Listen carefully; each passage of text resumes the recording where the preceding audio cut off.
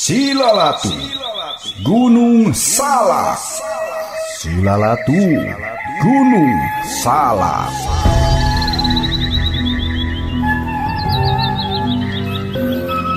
Silalatu Gunung Salak dibaca sagemleungna dina roman fiksi sajarah nu ngagambarkeun lalakon 100 tahun sabada pajajaran Burang.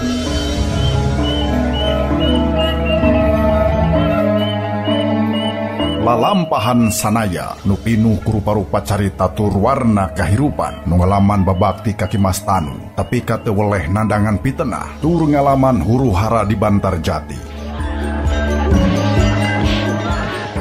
Oge dipapaesan ku huru hara cinta sunia tapi kangalaman huru hara di alam siluman tuh tapi kangalaman huru hara di Sunda Kalapa.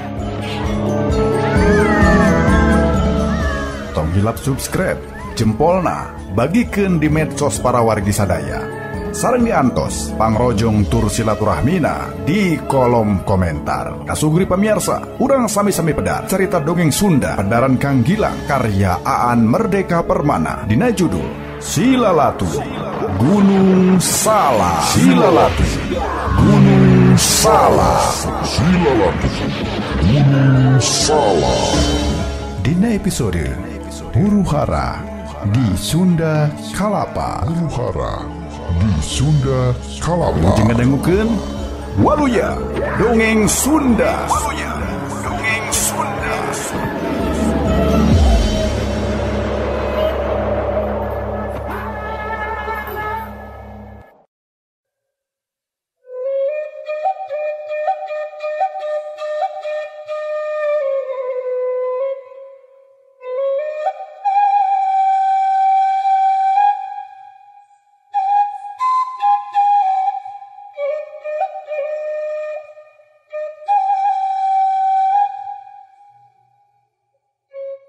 Sana yang ngajudi lamun mahnya maraneh narek nyentangkeun Maryam ka darat meureun kudu nama dipegawena teh ayeuna keneh pisan dapan ayeuna teh geus tengah poe tapi naha di mana atuh Maryamna.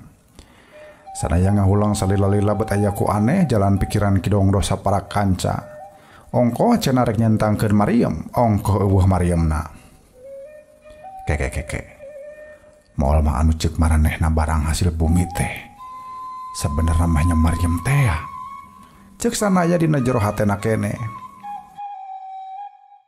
barang anu tipe peting diakut kana parahu tur tutupan ku karung-karung goni teh katingali mending ngadungku lamun mah barang anu dibawa dina parahu teh hasil bumi nah atuh lain gewat diantirkeun ka pasar atawa ka sasama padagang deui nah atuh bat ngadon diangkleng-angkleng bae di tengah muara Ciliwung salila-lila. Hati aing moal kapalingan ieu babawaan dina parahuan dituruban ku karung goni teh pasti Maryam cek hate sanaya meni yakin pisan kasugri pamiarsa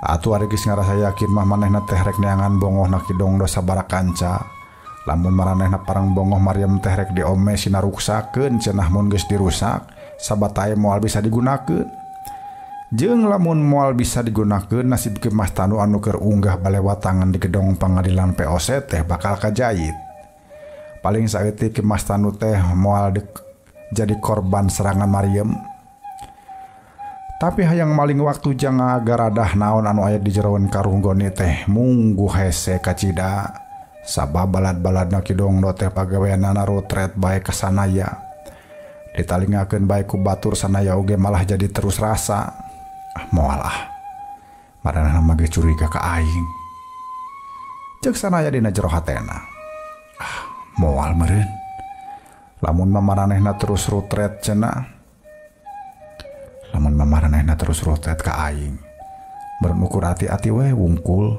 bisi aing ceceremet cek hate sanaya deui.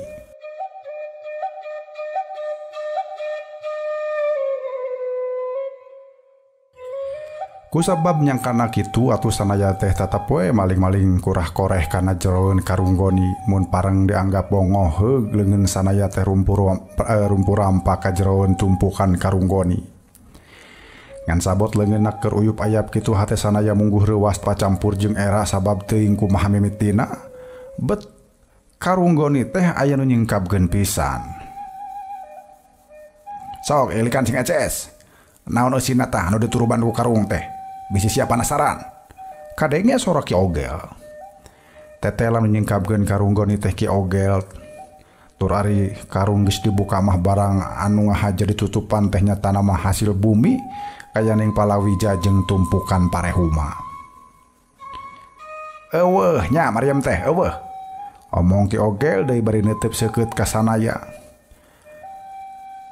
Salahna teh sanaya bet unggeuk atuh beuki kaju dewe yen manehna uyup ayap teh sabenerna mah hayang ngaragahan ngagaradah Maryam.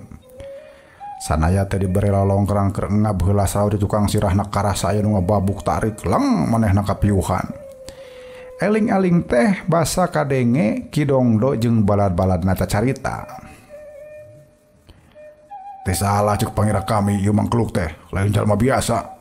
Kadenge Ki Dongdo carita. Sanaya mah pura-pura kapiuhan keneh we supaya aman. Lamunnya mah lain jalma biasa. Nah kira-kira na balad saha eta mangkeluk teh? Moal mah mata-mata kumpeni. Omong Ki Ogel. Eueuh nu bisa nembalan da buktina teu kadenge nanaon. Nganu eces sanggeus kami nyarita yen Maryam teh rek ditonjokkeun ka gedong pengadilan anu keur mariksa si tanu jiwa. Rinda tangga karabeda. Geus kitu ieu mangkeluk teh uyup ayap siga anu hayang mariksa tumpukan karunggoni. Lamun marek mireungeuh ka dinya. Kami mah ukur bisa ngajudi yen manehna teh baladna si tanu jiwa. Tapi nah nya kitu yen si tanu jiwa masih keneh boga balad. Omong Ki Dongdo. Larasaan mah si tanu jiwa kiwari teh geus moal boga balad. Malah tiba heula oge si tanu jiwa teh cantang tuh bogaeun balad. Kapan hampir sakumna urang piangan teh cecep pisan ka manehna. Dina ayana urang Sunda anu deket ka si tanu jiwa paling ukur anu bubujang bari curaling neangan paleleuwih we secara demi teteh.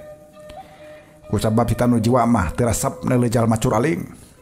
Loba bujang anu dihukum nu matak dina keur kaayaan kieu teh asa mustahil. Make kudu aya jalma anu rek haat nulungan si tanu jiwa. Ceuk Ki Ogel. Ngadenge caritaan Ki Ogel yang mustahil Ki Mas tanu boga balad hate sanaya mah bungah we nu aya. Sabab ku jalan kitu manehna moal dicuriga yen rek nulungan Ki Mas Tanu. Sanaya ayeuna mah beuki yakin yen Ki Dongdo sapara kanca teh kelompok pajuang anu ciceubeun boh ka kumpeni boh ka Ki Mas Tanu. Tapi ke nah nya kitu ieu kelompok teh rek nyentangkeun Maryam ka darat. Moal mah sabenerna ukur ngaheurian. Aing wungkul. Ukul rek ngadoja wungkul. Da buktina geuning basa karunggona disingkapkeun teh. Teteh lah Maryam. Ingat kapala bahdinya sanaya mah jadi ngarasa era. Tadi manehna ngece yen kelompok Ki Dongdo teh bodoh jeung lalewode. Padahal ayeuna mah kanyahoan anu bodoh jeung lalewode teh malah sabenerna mah manehna sorangan. Nuding bodoh ka batur tur pangrasa asa manehna anu buni. Padahal Ki Dongdo mah geus tianggalna curiga ka manehna. Dasar bodoh. Cek hate sanaya bari ampir weh poho rek neke sirahna sorangan lamun mah teu inget yen manehna teh keur pura-pura kapiuhan. Dek dikumahakeun saterusna ieu mangkeluk teh. Omong deui ku sora Ki Ogel. Hate sanaya deg-degan sabab manehna ngarasa boa-boa kasalmetanana ayeuna teh keur kaancam. Kunjulungkeun wae gitulah cek baturna. Atawa paehan we dina parahu ieu keneh. Engke mayitna di beungbeuratan ku batu ambeh langsung rabak kana dasar cai. Ceuk nu sejen deui. Ngadenge eta usul, urat-urat tina sakujur awak sanaya teh maranteng manehna geus sayaga rek ojah bisinya dina rek dianiaya harita keneh. Ulah wae nyanyahoanan, sebab urang teh tanya nyaho saha-sahana. Loheung mun nya mata-mata kumpeni. Lamun manehna sasama pajuang, meureun urang teh dosa. Tembal Ki Dongdo. Ngadeng ngomongan Ki Dongdo hate sanaya teh geus longsong deui bae sanajan kukumaha bae oge tetela ning ari Ki Dongdo mah boga pikiran kepan. Tindak tandukna teh henteu gurung-gusuh teu pugu. Anu penting mah di mana para hujung urang Banten geus datang, ieu mangkeluk teh ulah ganggu kana rarancang urang. Ceuk Ki Ogel. Bener, gitu we nu penting malah. Ngan ku herana teh nah hanya kapal pasukan Banten teh bet acan hol keneh wae. Omong Ki Dongdo. Kapal pasukan Banten? Tar hate sanaya ngageter. Mun ngadenge pasukan-pasukan kitu mah ieu teh tangtu lain rarancang leutik-leutik. Nah hanya kitu ka benteng kumpeni teh bakal aya serbuan badag ti pasukan Banten ceuk pikir sanaya. Hate sanaya jadi beki penasaran lamun nya kitu beja majar gedong pengadilan PO serek digempur ku Maryam teh lain beja bohong. Ngan Maryamna tina kapal bogana pasukan Banten. Sabot sanaya ngahulang bari ngaringku kadenge soraki ogel. Itu lain kapal Banten teh. Sararea curing hak nempo ka jauhna bari ngipitkeun panon. Nya kitu. Ayo urang ngisi jeung hati-hati lah. Lamun kapal Banten geus asup ka wewengkon Teluk, Maryam bakal dipasang. Geus kitu bakal dicentangkeun ka darat. Urang Banten geus dibadamian yen mun rek ngagempur Batawi teh mangsana kudu bareng jeung kagiatan mariksa si Tanu Jiwa. Supaya kumpeni teh ngajagana leuwih museur ka pengadilan. Ka gedong pengadilan maksudnya. Ceuk Ki Dongdo. Sabat kapal Banten ngagempur Batawi, ari urang kudu kumaha Ki Dongdo? Ceuk Ki Ogel. Urang mah kudu geuwat ngabejaan ka sasama pajuang anu ayeuna keur nyalingkur di bedeng-bedeng kuli palabuhan. Di mana kota keur kahuru ku centangan Maryam. Marehna nyerbu benteng kumpeni. Omong Ki Dongdo. Alus pisan ade kitu mah. Hayu atuh. Omong Ki Ogel umaja. Barang jeung eta sanaya rencepan ngagurinjal sanggeus aya dina sisi parahu manehna teh ngecebuk lep teuleum. Tujuan manehna mah tayelian iwal tirek ngojay muru kapal pasukan Banten. Rarancang nama ukur hiji nyaeta rek ngalumpuhkeun Maryam supaya henteu bisa dipake. Sanaya ngojay sabisa-bisa untungna ari cai laut mah mawa ngambang kana awak, ngambang soteh mun ngapan geus beak. Dasa tungtung masih kuat teu lemah manehna teh milih teu bae. Sampai mican bisa hanjat kana dek kapal bogana urang Banten sanaya teh kudu usaha ulah aya nu manggihan.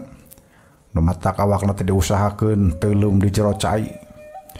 Untung pisan sanaya ngojayna teh henteu kudu lila teuing sabab dasanya namah kapal bogana urang Banten teh keur sumedang muru ka muara sanajan majuna lalaunan oge.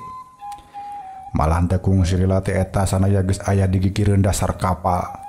Manehna teh keur narekahan kumaha carana sangkan bisa hanjat. Nya sangkan bisa hanjat kana dek bari teu kanyahoan ku sasaha. Basa manehna nangkel kana bagian awak kapal turu ratreret dina sisi-sisi kapal teh aya liang buleud anu ditutupan ku sabangsa jandela. Mun ditenjona di kajauhan eta jandela teh nutupan liang jeung moal kanyahoan yen dipalebah dinya aya liang. Kusanaya liang teh diitung jumlahna teu kurang ti 4 liang. Sanaya ngajudi eta teh tangtu liang congo Maryam. Kumaha carana aing ngaleunpeuhkeun Maryam? Ceuk hatena mikir. Ngan sabot nyang saya dina sisi awak kapal bari ngadeureuhkeun kacape dina kapal teh kadenge aya sora anu ribut. Kapal kumpeni aya di tukang euy. Kapal kumpeni aya di tukang euy. Aduh, kapal kumpeni aya di tukang euy. Ceuk pangusi kapal Banten teh gogorowokan. Bareng jeung sora nu gogorowokan sanaya mah tatarekelan ka luhur dek, ieu teh hiji-hijina lolongkrang. Manehna bakal bisa nyulusup ka jero kapal saumpama dina kapal teh keur aya di riweuh. Sanaya ngarasa yakin pangeussi kapal teh keur pakpik-pak nyang hareupan musuh. Sigana masukna kapal Banten teh kaperego ku patroli kumpeni di laut. Ceuk hate sanaya bari terus tatarekelan. Basa unggah kana dek kabireungeuh hampir kabeh pangeussi kapal keur ngarogrog kapal lebah datangna kapal patroli kumpeni. Eta teh pas nukangan pisan sanaya. Sanaya maguat we nyalingker kana kolongeun Maryam. Rutret ka ditu ka dieu teh Maryam teh jumlahna aya 8. 4 di kenca jeung 4 di katuhu. Maryam aya nu di katuhu mah peranna teh nujul kana kapal patroli kumpeni. Sanaya labil rek kumaha ayeuna manehna. Lamun kudu ngarusak Maryam balad Banten moal bisa ngalawan kapal patroli kumpeni. Tapi lamun diantep dipake ngagempur ka darat, padahal sanaya teh keukeuh hayang nyalametkeun Ki Mas Tanu. Manehna teh percaya karena ceritaan Kidongdo yen Maryam kapal Banten bakal ditojokeun ka darat jang ngagempur gedong pengadilan kumpeni. Lamun nya kitu Ki Mas Tanu tan wande bakal nyang haripan mara bahaya. Lebih bahaya deui batan suuk saukur nungguan putusan hukuman ti pangadilan. Posisi kapal teh mungguh siga anu geus meunang ngatur. Maryam anu aya di tebeh katuhu nojona ka tebeh tengah di mana aya kumpeni muncul. Sabalikna jajaran Maryam di tebeh kenca nojona ka darat. Ningali kenyataan kitu sanaya gancang nyen putusan. Sabat orang Banten keronghok mireungeuh ka tengah laut manehna mah mapayan Maryam anu opat anu keur nojo ka darat tea. Sanaya sabisa-bisa ngarobah-robah dudukan Maryam utama nama punten ngajegri. Ieu teh serius teuing teh ya. Urang nguihan deui ya. Sanaya sabisa-bisa ngarobah-robah dudukan Maryam utamana dina lebah paragi ngasupkeun pelor Maryam. Kabeh dirobah-robah anu bisa dibengkokeun nya dibengkokeun, anu bisa dipilihkeun nya dipilihkeun. Anu penting mah Maryam anu keur nojo ka darat teh henteu bisa dipake deui. Sanggeus tugasna beres sabot tentara Banten keur riweuh teh sanaya mangan gajeleng bae turun ka laut. Geus kitu ngojay ngajauhan. Sabot sanaya keur ngojay muruh ka darat kadenge anu ting beledug ting jelegur. Tetela kapal Banten teh keur silih Maryam. Sorana manihan darua ting geleger jeung seuneu mancawura di tengah laut. Geleger. Suara Maryam terus-terusan ting geleger sakapeungjol seuneu anu tina kapal bogana urang Banten sakapeungjolna tina kapal kumpeni di tengah laut. Basa sanaya geus anjog ka darat anu begelan pati silih Maryam di tengah laut teh acan reureuh. Riweuh anu aya di tengah laut teh mawa pengaruh kanu keur araya di darat atuh puguh palabuhan Sunda Kalapa oge ngadadak riweuh. Puluh-puluh boa ratus-ratus prajurit kumpeni bari jil ti jero benteng bari samagreng kurupa-rupa pakarang sewang-sewangan. Ti darmaga dua kapal bogana kumpeni langsung muruh ka tengah bari congo Maryam geus ditojokeun ka tengah laut. Ningali eta kadaayaan sanaya ngagebeg hatena geus moal salah. Kapal pasukan Banten teh bakal dihurup ketiluan. Hiji di tengah, dua di tebeh palabuhan. Metu moal kapal Banten nadah kapungan ti ditu ti dieu. Sanaya ngaleungis jero hatena ku sareatna mah kapal Banten teh moal metu ngalawan musuh anu ngepung bari samagreng ku rupa-rupa ukuran Maryam. Jeung lamun eta kapal kasoran sasat ancurna teh dibantuan ku manehna pisan. Da jeung nyana kitu sanggeus di laut lumangsung perang campuh. Henteu sababaraha lila antarana kapal bogana urang Banten teh geus kahuru. Seuneu ngababelang ngahuru kapal beuki lila, beuki gede, beuki ngagugudagna. Lapat-lapat eta kapal teh katembong beuki ngarelep pangeusina tinggara jeleng nyalametkeun maneh kana beungeut laut. Meureun anu bisa nyalametkeun da ari anu kakeunaan ku Maryam mah boa geus miheulaan tiwas. Ukur sakedet netra kapal bogana urang Banten teh geus tilem ka dasar cai. Anu ngari mah ukur haseup ngelun atawanya sabubuhan jalma anu ting kocepak ngojay. Kitu oge keur dihuru ku kapal kumpeni, tangtu maranehna bakal ditewak atawa malah dibinasa harita keneh. Basa kapal teh geus tilem pisan sanaya ngabalieur teu wani terus-terusan neuteub. Manehna ngarasa nyeri hate sabab elehna kapal Banten teh teu leupas tina panggawena. Kapal Banten teu bisa ngayonan musuh secara jejem sabab Maryamna pateuh sabeula. Ari pateuhna pan ku polahna sanaya. Ku hayang nulungan Ki Mas Tanu sanaya kaulu ngorbankeun para pajuang sejenna. Sanaya teu kalalanjoran ngararasakeun kasedih hatena. Nya teu kalalanjoan ngararasakeun kasedih hatena sebab kaayaan di Batavia beuki riweuh. Rengse kapal Banten kasoran di tengah laut teh lari riweuh teh diteruskeun di darat. Di ditu di dieu durder peperangan pasukan kumpeni adu harupan jeung kaum pajuang anu teuing ti mana holna. Peperangan teh bacacar aya nu di saban tempat, aya nu di saban jalan, malah di sisi-sisi tembok gedong loji jeung benteng katembong anu gulei rebutan pati. Kumpeni leuwih unggul sabab maranehna mah baroga bedil anu bisa dicentangkeun ti kajauhan kene. Sabalikna pisan jeung kaum pajuang bisa ngalawan teh saupama geus langsung adu hareupan. Sabab bakarang maranehna mah ukur diwengku ku kolewang jeung gobang. Sawareh-sawareheun aya nu bisa ngagunakeun bandring jeung panah tapi jumlahna henteu sapira. Kidongdo sapara kanca mah keur dikepung ku sabubuhan prajurit kumpeni anu kabeneran ukur ngagunakeun gobang. 5 jalma dikepung ku puluh-puluh kumpeni. Sanaya mubrut lumpat sejaman tuan ngalawan kumpeni. Basa sanaya ngajeleng ka tengah pakalangan, Ki Ogel kageteun pisan disangkana sanaya teh kaki tangan kumpeni rek merangan manehna. Alatan boga panyangka kitu, manehna langsung ngomando batur-baturna malar ngaheulakeun maehan sanaya. Podaran mata-mata, podaran. Ki Ogel gogorobokan. Kituna teh manehna mah geus miheulaan mubrut narajang ka hareupeun sanaya. Ngan sabot manehna keur mubrut kitu sanaya mah langsung pepeta awakna kokolebatan ka ditu ka dieu. Tangtuna oge lain deuk narajang Kidongdo sapara kanca tapi sabalikna anu diarah teh pasukan kumpeni. Ukur sakedet netra belasan awak anggota kumpeni teh raceleng ka saban mazhab henteu tepikeun ka binasa ngan paling saeutik maranehna teh geus moal bisa ojah deui. Kusabab hayang ngabebaskeun kepungan gerakan sanaya lain beuki kendor tapi kalah ka beuki gancang bae ka Sugri. Napikeun ka kabireungeuh teh ukur cahaya maniting kolebat ting borecak ka ditu ka dieu. Saban awak sanaya ngolebat saban kadenge-dengekna kumpeni anu mun teu ngudupruk langsung aya nu ngadangheua ka tukang. Henteu kungsi meakeun waktu sapanyipahan. Puluh-puluh kumpeni teh geus teu mangga pulia deui bacacar tinggal loler ti ditu ti dieu. Ari geus nyahoyeun Kidongdo sapara kanca salamet masanaya teh gajlang luncat ninggalkeun maranehna. Anu ting barengong bakating ku heran nempo talajak sanaya. Ayeuna sanaya lumpat muru ka tengah dayeuh. Anu rek ditujulna taya deui iwal ti gedong pangadilan kumpeni teh. Maksudna mah geus eces rek nulungan Ki Mas Tanu anu cenah keur unggah balewatangan di eta tempat. Ngan sajaroning lumpat sakapeung sasalingkeran kana sisi-sisi benteng. Hatena mah teu waleh tagiwur.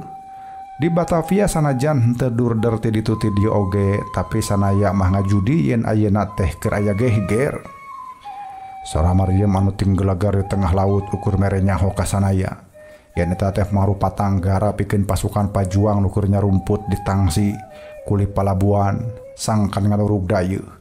Da geuning kabuktian sanggeus sora Maryam disada tinggelagar di tengah laut mah di dayeuh tejol aya huru-hara bae. Ningali eta kajadian sakapeung mah teh sanaya teh ngarasa regreg sabab ku ayana ieu kajadian ukur mere bukti yen sawatara kaum pajuang teh geus mimiti daek samiuk sauyunan dina ngalawan bangsa asing. Tapi deui aya rasa hariwang lain memeueusan lamun inget kana tujuan anu mula. Kapan manehna teh datang ka ieu teh maksudna mah rek nulungan Ki Mas Tanu.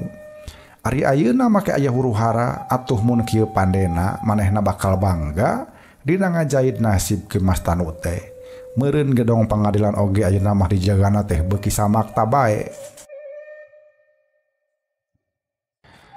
Da teu salah tina panyangkana.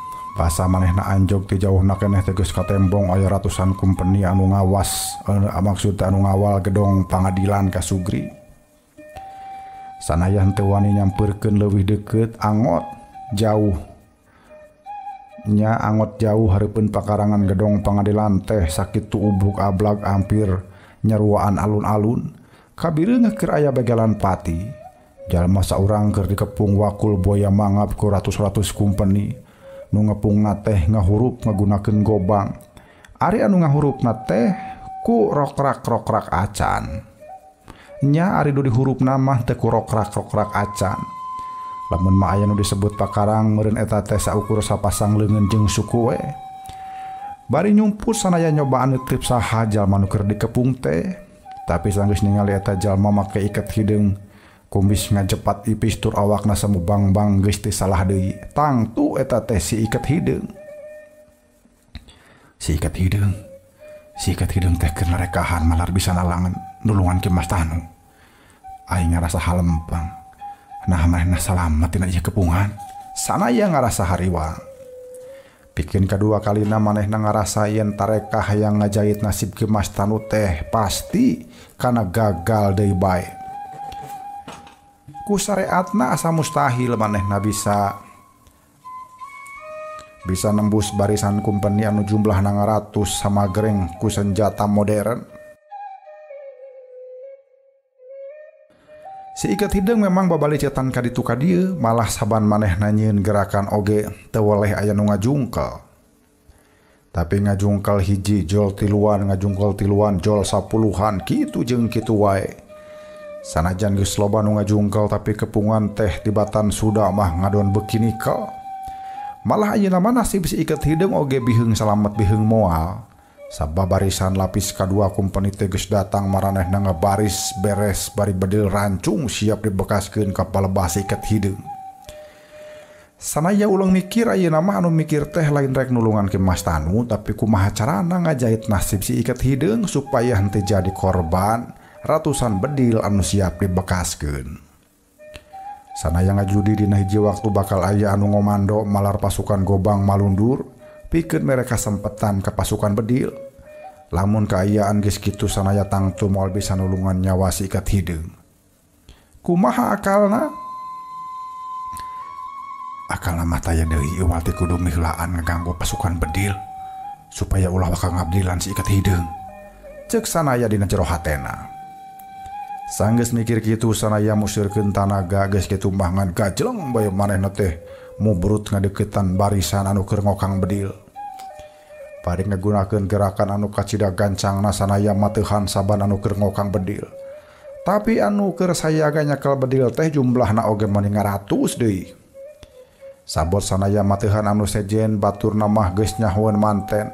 Malah komandona oge geus nyahoeun, nya komandanna ge geus nyahoeun. Sanggeus ningali aya musuh anyar si komandan pasukan teh langsung bae mere komando ke anak buahna. Tembak! Cenah. Atuh ari geus ngadange komando kitu mah anu can kaserang ku sanaya teh langsung ngabekaskeun bedil ditojolkeun ka si iket hideung anu keur nangtung sorangan di tengah pakarangan. Dor dor dor dor. Sora bedil darder dor kadenge ti saban juru nujulna kana awak si iket hideung. Bari nguak ngawik barisan kumpeni sanaya nyaksian pola si iket hideung anu keur ditarajang ku puluh-puluh pelor bedil. Sabot sanaya mateuhan musuh manehna sasat manihookeun kumaha henteu kitu sabab si iket hideung teh geuning hebat pisan. Basa bedil ting jalader tojolkeun ka manehna teh si iket hideung mah geuwat ngudar iketna. Sanggeus kitu eta iket teh kumahna dibubat babit ka ditu ka dieu aneh pisan ka Sugri. Saban aya pelor anu milepas murukan awakna sakedet netra katakis ku kebutan iket. Aya nu morolok muragana taneuh, aya nu ngacleng deui malik ka tukang malah anu racleng ka luhur oge teu kurang-kurang. Ngan ku sabab tembakan teh jolna ti ditu ti dieu henteu sakabeh pelor katakis ku iket. Saktina da hiji dua mah aya nu nembuskan awakna. Kabireungeuh ku sanaya dina tonggong si iket hideung teh getih meni ngalembere.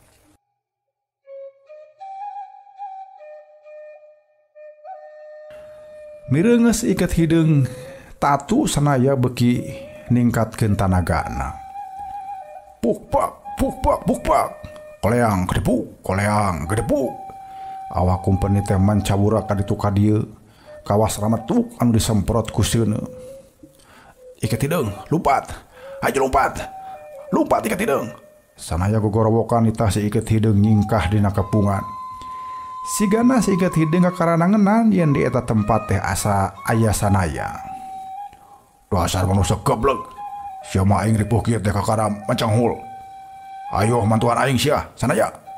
Si iket hideung malik ngagorowok bari ngebutkeun tungtung iket sababaraha kali. Sabab aya pelor ngarah-ngarah kana awakna dikenca jeung tika tuhu. Hiuk berusut, hiuk berusut. Saban pelor ditakis ku iket teh saban muruluk ka taneuh. Kuat nyingkah, Sanaya nitah deui kasih iket hideung supaya nyingkah tidinya. Sioen nyingkah mah. Da sia mah porangan deuleu. Ceuk si iket hideung ngece ka Sanaya. Dasar jalma bodoh. Ari sia teh rek nahonan tangka dieu. Rek ngadon kojor atau rek nulungan jalma. Sanaya keheul ku kabodohan si iket hideung. Basa si iket hideung teh nya bisa jadi si iket hideung teh sakti mandraguna. Tapi aru kudu hantem-hantem nangtang bahaya mah tacantang tu terus salamet. Geuning eta buktina tonggongna tatu baloboran getih. Ayo, nyingkah. Sabab aya nu leuwih penting. Anu leuwih penting mah lain sia kudu paeh tapi sia kudu bisa nulungan batur. Hayo ingkah. Ceuk Sanaya bari ngagebug dua opsir kumpeni nepikeun ka ti jolongjong kana taneuh. Are geus kitu mangan gajleng-gajleng bae Sanaya teh kabur di eta tempat. Basa kabur ti sisieun benteng gedong pangadilan teh rajol deui sebubuhan kumpeni ranggeteng ku bedil. Malah basa ningali Sanaya kabur maranehna rampak ngabedilan. Waktu Sanaya mangpret ngurus sisi palabuhan deui, prajurit kumpeni teh terus nyusul-nyusul, bari teu poho ngabedilan menidar derdor, cedor. Sanaya babalik cetan ka kenca jeung ka katuhu malar awakna teu kabeunangan.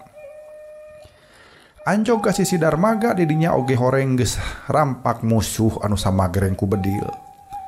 Malah basa Sanaya lumpat ngurus sisi cai teh maranehna mah darderdor ngabedilan.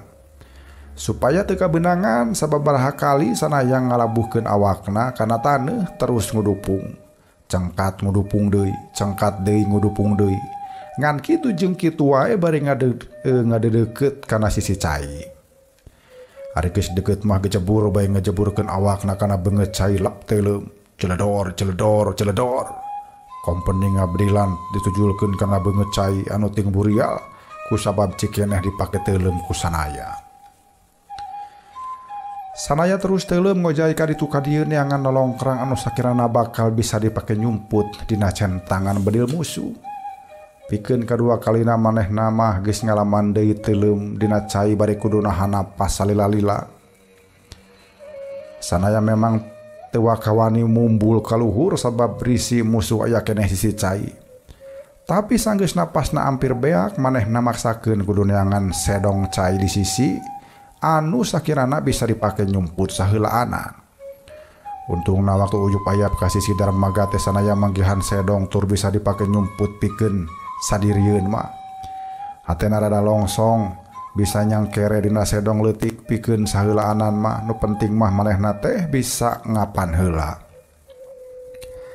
Empas-empes dina sedong darmaga nyacapkeun kacape kituna teh bari hulang-hulang mikiranna nasib diri. Karasa horeng perih milampah perjuangan teh. Nalangsa lapar tiris jeung tatu deui nyawa mah geus teu kaitung ampir ngalayang. Tapi nah nya kitu aing teh ayeuna keur migawe perjuangan. Perjuangan naon? Ceuk teh Sanaya bari awakna masih keneh ngaringkuk dina sedong sisieun darmaga. Rasana ya inget kaki Mas Tanu hese beleke muru ka Batavia bari dibela anang tang bahaya teh rek nya nangtang bahaya rek leungiteun nyawa teh. Eueuh deui nu dipimaksud iwal hayang nulungan Ki Mas Tanu. Tapi nah paeh poso melaan Ki Mas Tanu bisa disebut perjuangan. Kapan ceuk pamanggih para pajuang ti Priangan mah. Anu dimaksud perjuangan teh nyaeta ngalawan bangsa deungeun anu geus kumawasa kalemah cai. Maranehna mah teu inget-inget acan make hayang nulungan nasib Ki Mas Tanu. Malah tibatan boga niat nulungan mah Ki Mas Tanu teh ngadon rek di Maryam sakalian jeung kumpenina. Ukur ngandung harti perjuangan anu dimaksud ku Sanaya teh beda jeung anu dimaksud ku para pajuang di tatar Priangan. Padahal nulungan Ki Mas Tanu teh ceuk pamanggih Sanaya mah mangrupa bagian tina perjuangan anu samakta. Tapi resikona teh geuning badag pisan kusabab batur mah nganggap yen Ki Mas Tanu teh bagian tina perjuangan. Palu karena aing kudu loba pasea jeung nu sejen. Ceuk hate Sanaya kebeku kabingung. Malah mah Sanaya teh bakal beuki bingung bae bingung kumaha nya kudu tanggung jawab saupama batur engke geus nyahoeun kana kajadian anu kungsi lumangsung di laut beh kaleren muara. Ku hayang nyalametkeun Ki Mas Tanu. tina gampuran Maryam urang Banten. Aing kolung matehan Maryam dina kapal pasukan Banten. Atau balukar dina eta polah teh pasukan Banten ngalaman tumpur teh bisa ngalawan serbuan kapal company. Moal mah elehna pasukan Banten teh nu jadi gara-gara nama aing geus ngarusak Maryam. Hate sanaya gempeur jeung bingung. Kasugri pamirsa, mitra kaum dangu anu mulia, urang cekap gendugi ka dieu heula pedaran carita dongeng Sunda Kang Gilang dina judul Silalatu Gunung Salak karya Aan Merdeka Permana. Urang tepang dangu di enjing di channel YouTube Dongeng Sunda Kang Gilang, Gilang Kasna di channel. Wilujeng kantun Waluya Dongeng Sunda. Waluya Dongeng Sunda.